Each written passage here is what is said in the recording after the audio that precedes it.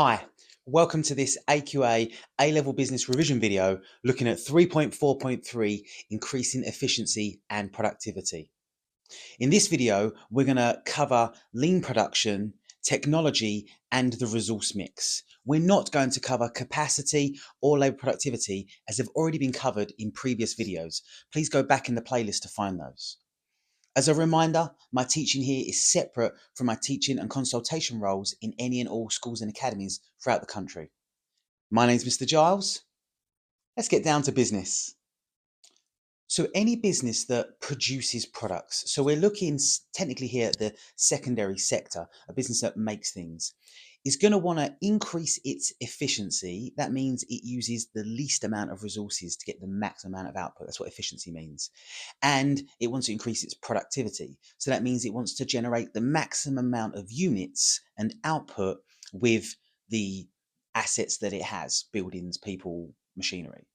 So we want to maximize both those things in order to be truly the best operations we can be. Now, there's a few ways of doing that.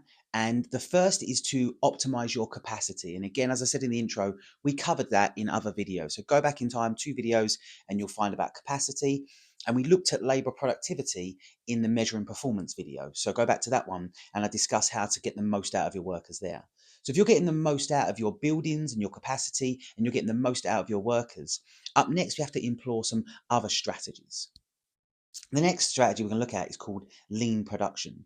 And in order to maximize efficiency, we may want to reduce the amount of waste that we are producing, because that way we get maximum amount of output. Now, as a reminder, waste is made up of 3 things: time, money, and resources. So we want to find a way to reduce the amount of time we're wasting, the amount of money we're spending making things, and the amount of resources we need to use to make them. Because if we can do that, we are being optimal and efficient. Now, you could just have a strategy of lean production where you try and incentivize workers to be as lean as possible, or you implement strategies that are as lean as possible. So maybe you just buy cheaper raw materials, or maybe you just reduce the amount of overtime, things like that. It doesn't have to be a named theory. They're just lean production on its own is its own theory. However, within that, there are 2 other named theories, 2 strategies that we could implement to be lean. So I'll say that because often just in time is taught as its own thing, just randomly on its own. It's not. It's part of that strategy to be efficient. Make sure you always link that. First up, we have just in case. So this is when you buy products or buy raw materials for a just in case scenario. So your best example of this is probably a supermarket. It's very rare in this day and age to go into a supermarket and find empty shelves, because places like Tesco and Asda have huge distribution centres all around the country. They're absolutely rammed with the products that we buy, and they deliver to their shops every day. So they've got plenty of stock just in case. And we saw that kind of fall apart a little bit during the pandemic for certain products like powdered milk, for example. I had a baby during the pandemic, so trying to get hold of powdered milk was hard. But generally speaking, every time I went to a supermarket, they still had everything I wanted. There's been a few occasions where it's fallen down, but most of the time they've got what I need. So just in case works like this: a business will buy in large quantities, in massive bulk. Okay. And because of that, they're going to get economies of scale. So that reduces the money waste.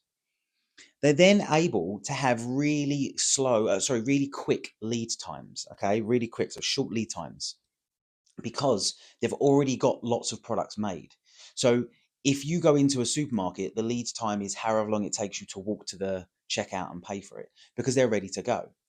And that could be working as a competitive advantage, because you don't have to wait for anything. You just rock in and get it and you're good to go. The problem, and there is a disadvantage to this, the problem is that it requires significant, say, buildings or land to store that. And the problem with a storage unit is it's not being productive. So you could argue it's a waste of resources, because you've got massive warehouses full of products, but they aren't generating you money when they're sat in those warehouses. And then they become susceptible to things like theft, going out of date, fire, you name it. There's all sorts of things that could go wrong. So there are downsides to it. However, if it works for your business, then it's a worthwhile endeavor. Tesco probably couldn't run without using just in case. They need all of that bulk. The last benefit I want to add to that one is it allows you to respond to changes in demand. And that's probably a really big win of this because, again, it's a reduction in the time wastage. If you suddenly see a big, massive upswing in, I don't know, so say in the summer we get a really rainy day and people suddenly want umbrellas. Well, Tesco's got a whole warehouse full of umbrellas. They see that coming, they're able to respond to that demand very rapidly. You can't do that unless you have the products ready to go. So that's just in case, and it is a way of being lean in its own way because it saves money via economies of scale and saving time. However, the more traditional approach that's kind of held up as the way to do it is this just in time approach. And just in time is the opposite of just in case. It's when you only buy raw materials just as you need them and you only produce products just as you need them. So, what will happen is a business will run and say, okay, what do you want to buy? And the best example of this is cars, car manufacturing. You go into your Ford dealership and say, yes, I'd like a Ford Fiesta. And they go, cool, what do you want it to look like? You pick it out, bing, bang, bong, and then they go, cool, we'll see you in 5 months. And what happens is they then order the steel, the aluminium, the electrics, the plastics, the bing bang bong. They order all of that. It arrives at their factory and then they build your car and then you get your car. So as you can see, it's an extended wait time. Okay, the lead time is much longer. That's one of the disadvantages. However, what they don't have is a load of Ford Fiestas sat in a car park somewhere, losing value, getting damaged, getting weathered, potentially being stolen, and they don't have to guess how you want your car. They can offer you what's called mass customization. So you get to pick the color of the exterior, the interior, the sound system, the engine, the gearbox, all of it, okay?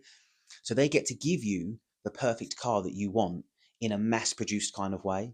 And they can only do that by using a just in time approach. They're not going to have lots of raw materials sat around waiting because they don't know what raw materials they're going to need until you place your order.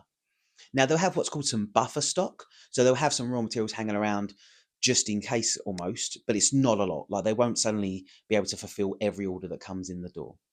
So what happens is they get small regular orders, probably every day, maybe twice a day. So you roll in, you place your order. The minute that goes off to the production factory, they then place your raw materials order and they start collecting the raw materials. That obviously then doesn't get economies of scale and it makes you susceptible to changes in the cost of raw materials. So steel is a really good example because the price of steel has fluctuated significantly over the last 20 years, essentially. As steel production has been offshore to places like India, the price of it suddenly dipped. And then when unfortunately there was a lack of raw materials because we have to dig up stuff to make steel, then the price went up. Well, if you're buying that steel every day, one day you might get it cheap, the next day you might get it expensive, so on and so forth. So you're not only not getting economies of scale, you're also buying those raw materials at different prices, which is going to bite into your profit margins, unless you're suddenly going to pass that on to the customer, which is unlikely. We've also got here, we're going to make regular orders. So we make them when they're ordered. But the big benefit is that you require less fixed costs because you have less assets. You don't need the big warehouse that Tesco's got.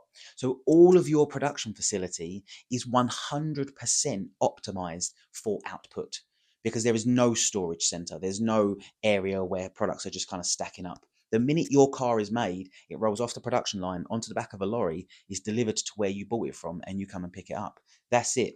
It doesn't hang around. So it really reduces the need for fixed costs, which again is very lean. So those are our two strategies that we could implement in order to generate that lean production idea and then improve our efficiency and maybe our productivity, especially in this one if we haven't got all those storage centers.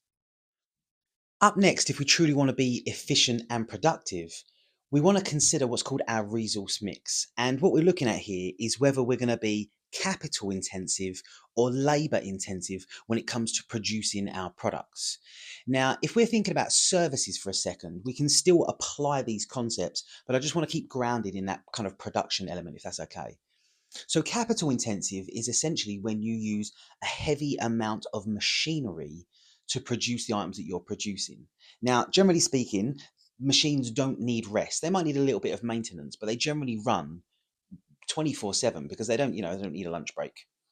Um, but machines aren't very flexible. They generally have one job and they do one job very well, but they're unable to be flexible. So if you're trying to say sell cars, like our previous example, and you want to be able to offer some sort of mass customization, you can't have a purely capital intensive design. You need to implement some people as well, because there's going to need to be some flexibility in how those cars are made.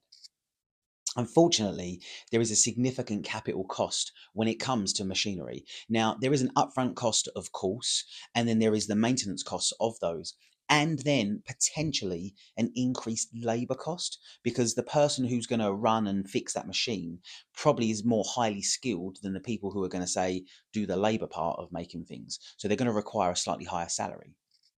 And then, unfortunately, machines have a fixed output. So they produce X amount of things per minute, hour, week, whatever. Now, that could be a positive if that's the exact amount of demand that you require. But if we go back in time to our just in case versus just in time, if you're trying to use just in time and only make as you get orders, this is no good for you, because a machine's just going to churn out what it churns out. And you could slow it down by turning it off, but then that's a massive waste. But it can't produce any more. So if a machine produces 10,000 units a day, that's all it will ever produce. It can't do overtime. So it's got a bit of a fixed output there.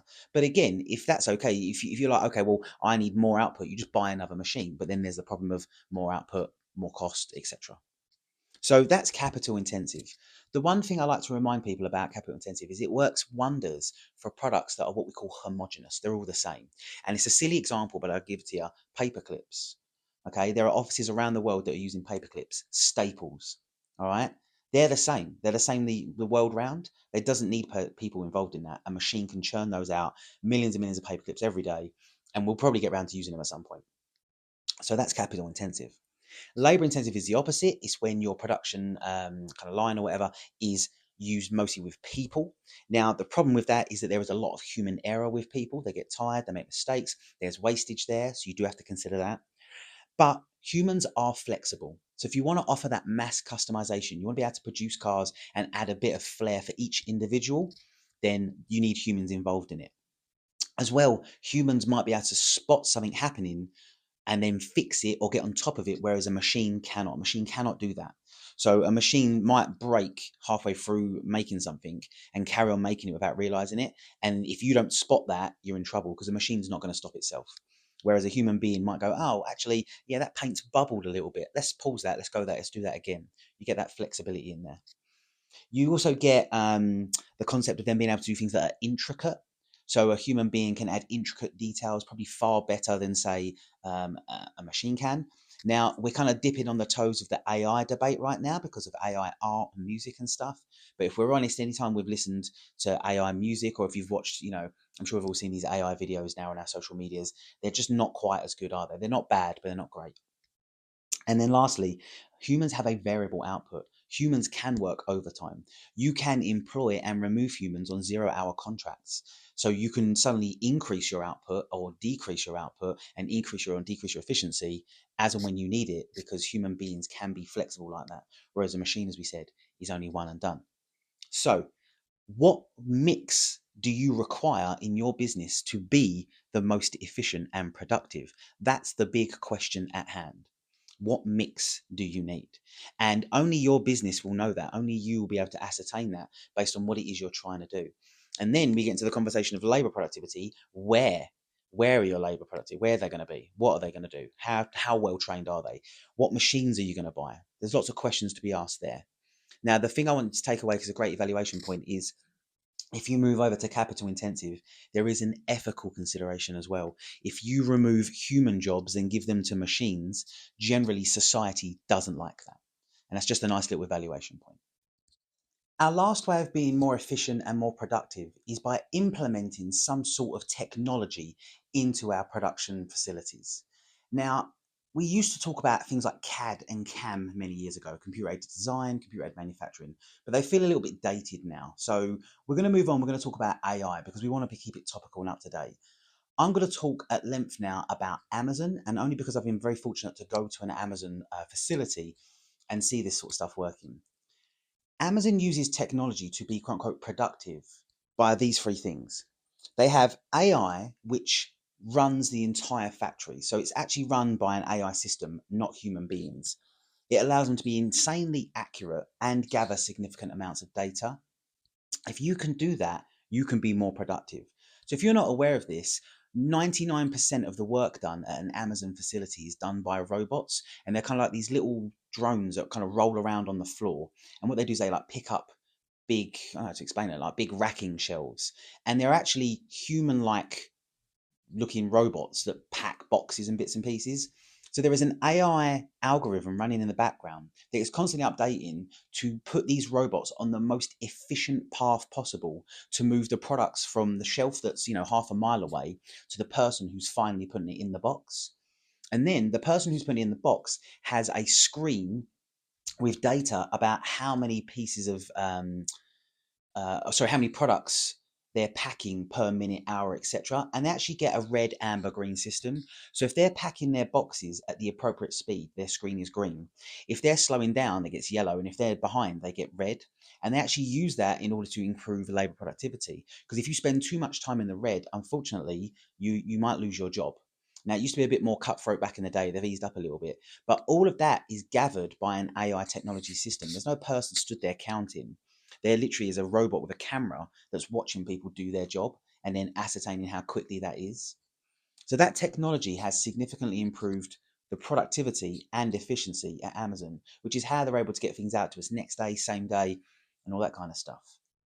It goes the same way when it comes to production facilities. So if we think about, I'm going to just use my car example here as well. We think about cars, a production line. If you've ever had the privilege of going to a big factory to watch cars being made, a production line is predominantly capital intensive and it's run by machines. But there is an overarching technology system that again decides what products or what kind of cars need to be made and what speed and what happens. And it even uses technology to decide on whether or not the finish on a piece of paint is okay, whether the screws are done up tight enough. Now, there are people involved in that, of course, but not as many as you would think.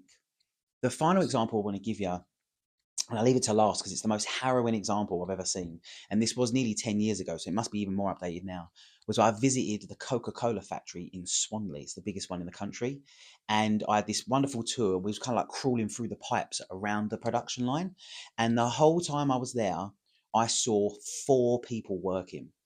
Everything was produced using machines and technology. And I asked our guide, I said, well, how does it know what to do, when to do this, that, and the other? And he just said, we've got a massive computer system. And they opened up this room, and there's like a computer system the size of a room in there. Now, nowadays, that would probably be a little bit smaller. But this computer system measured everything: the temperature of the water, the amount of sugar going in, mixing, the speed, the production line, the can, you name it. Even the lorry was loaded by a robot. So that I watched the cans come off the production line, they get shoved into them boxes, got wrapped in plastic by a machine, sent down a kind of a shutter kind of thing, landed onto a pallet. They were then loaded onto a pallet. That pallet was then picked up and loaded onto a truck, all by machines. And all of that is based on technology. Massively efficient, hugely productive. And then the only 2 people I saw working were 2 people who stood behind kind of big counters, like watching the machines, and then the 2 delivery drivers in the trucks. That was it. So there's a lot of technology involved there, but you imagine if you had people doing all that, it would be much slower. So technology can in fact increase efficiency and productivity, especially now in the days of AI. So that's how we be more efficient and more productive in our organizations. We've got lean production, we've got resource mix, and we've got using technology. If you have any questions, please leave them in the comments down below. Thank you for spending this time with me today. You stay safe, and I'll see you in the next one.